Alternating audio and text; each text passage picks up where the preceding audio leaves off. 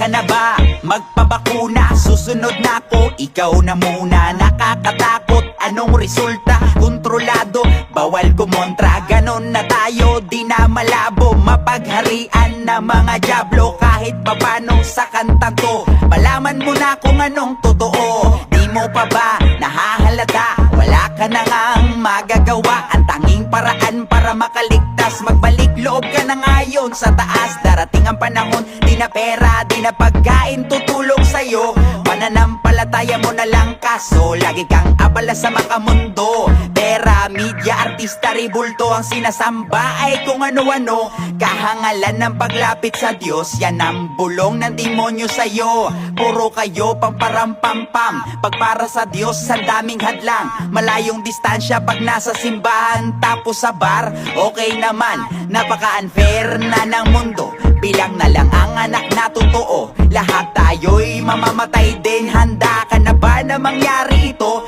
Maraming silaw sa karangyaan, may tuwang-tuwa na pinagnanasaan. Di ko nais na ika'y masaktan, kaso kailangan mo katotohanan. Si Jesus ang kailangan kong bakuna. Ang side effect ay nakakamanga, merong pag-ibig, kapayapaan, pagmamahal at kabutihan. Si Jesus ang kailangan kong bakuna.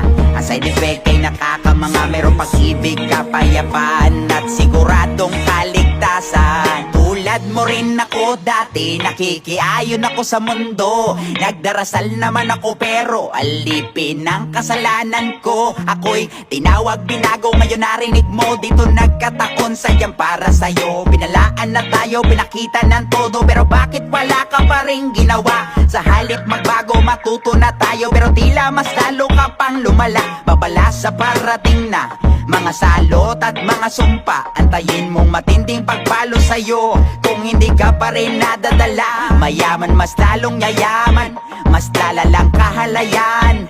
Mistula